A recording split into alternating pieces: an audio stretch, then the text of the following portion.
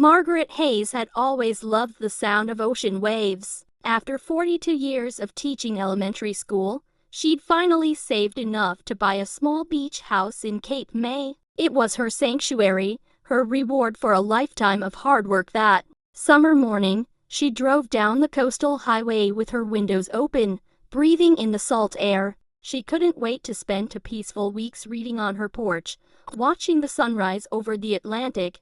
But when Margaret turned onto Seaside Lane, her heart sank. Construction trucks lined her driveway. The familiar blue shutters were gone. Workers moved in and out of her house like ants on a mission. She parked quickly and hurried to the front door. A young man in a hard hat stopped her. "Ma'am, you can't go in there. Active construction zone." "This is my house," Margaret said firmly, her voice steady despite the trembling in her hands. Inside, she found her son, David, pointing at blueprints spread across what used to be her kitchen table. Her daughter-in-law, Rachel, stood beside him, nodding along. "Mom," David looked up, startled. "We didn't expect you until next week." Margaret looked around at the gutted kitchen, the torn-up master bedroom visible through the hallway. "What have you done?" David smiled, that same charming smile he'd used since childhood when he wanted something. "I'm renovating, making it bigger, better. Rachel's parents are retiring, and we thought they could live here. We'll all share it as a family beach house without asking me." Margaret's voice was quiet, but something shifted in the air. "Well, legally, I'm co-owner. Remember, you added me to the deed for estate planning." Rachel touched David's arm. "Maybe we should have discussed this first." "Honey, it's a done deal, Mom. The permits are filed. Rachel's parents sold their condo already. They're counting on this." Margaret stood very still. She thought about all the times she'd said yes when she should have said no. All the times she'd been understanding, flexible, accommodating. "I see," she said softly. "I need to get something from my car." She walked out calmly, drove to her lawyer's office in town, and waited until Martin Brenner could see her. "Margaret, wonderful to see you. How's the beach house?" "That's why I'm here, Martin." She explained everything. Martin listened, his expression growing more serious. "The deed does list you both as joint owners," he confirmed, reviewing the documents. "But there's something else interesting here. When you purchased the property, you paid entirely from your own funds. David contributed nothing financially." "That's correct. And these renovations, were they approved by you as co-owner?" "No. I knew nothing about them." Martin leaned back in his chair. "Margaret, we have some options here." They talked for an hour. Martin made several phone calls. By late afternoon, he'd crafted a plan. The next morning at 6 o'clock, there was desperate knocking at Margaret's hotel room door. It was David and Rachel, both in their pajamas, looking panicked. "Mom, what did you do?" David's voice was higher than usual. Margaret opened the door wider, already dressed in her cardigan and slacks. "Come in. I made coffee."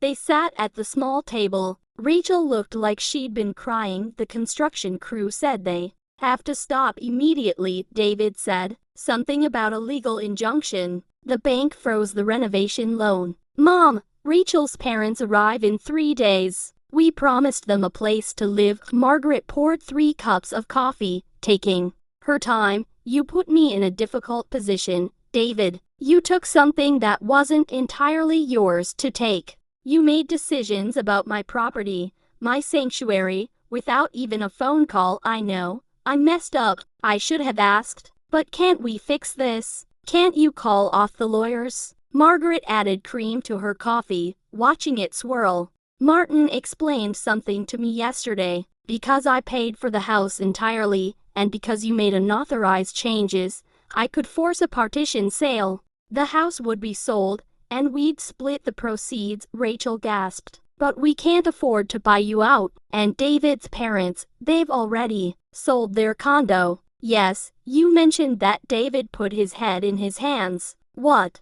do you want, Mom?" Margaret had thought about this all night, staring at the hotel ceiling, listening to her own heartbeat. "I want my beach house back. Just mine. You'll sign over your portion of the deed. In return, I won't pursue legal action for the unauthorized construction. But where will Rachel's parents go? Margaret sipped her coffee. That's not my problem to solve, David. Just like my beach house wasn't your problem to give away. Rachel was crying openly now. My parents trusted us. We promised them. They're elderly. They need somewhere to retire. For a moment, Margaret's resolve wavered. She'd always been the one to sacrifice, to make things work, to put others first, but then she remembered walking into her gutted kitchen. The casual way David had said done deal, the years she'd scrimped and saved while he bought new cars and took expensive vacations. I have a counter-proposal, Margaret said slowly. I'll allow the renovations to continue. Rachel's parents can live in the expanded section, but the deed gets transferred entirely to my name. When I pass away, you'll inherit it, not before. David looked up. And until then, I decide who uses the house and when.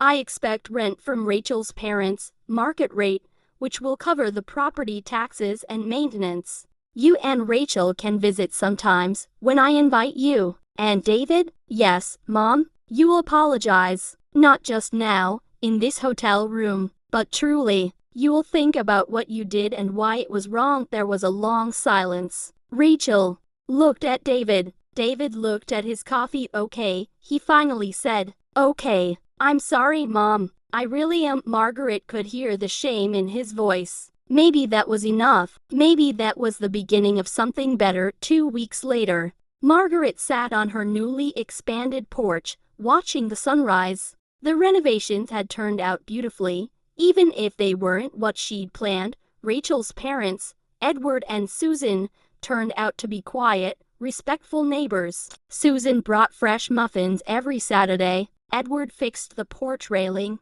Margaret had been meaning to repair for months. David visited once, alone. They walked on the beach together. I took you for granted, he said. I always assumed you'd just go along with things. I know, Rachel and I are in counseling. Turns out I do that with her too. Make decisions, assume she'll adapt. Margaret picked up a shell, smooth and perfect. It's hard to change patterns, David, but you can do it. I believe in you. He hugged her then, really hugged her, the way he used to when he was small. That night, Margaret made dinner for Edward and Susan. They shared stories about their lives, their mistakes, their hopes. Susan had been a nurse. Edward had taught music. They'd raised 3 children, lost 1 to cancer, survived bankruptcy, celebrated grandchildren. Life is long if you're lucky, Susan said, helping clear the dishes. And complicated.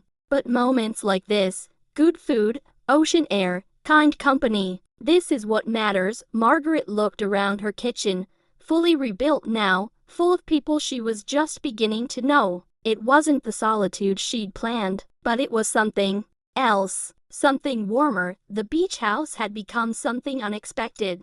Not just hers, not just theirs, but a place where boundaries were respected and kindness could grow. And sometimes, Margaret thought, that was the best kind of sanctuary after all, the kind you fight for, the kind you share, the kind that teaches everyone, including yourself, what love really means.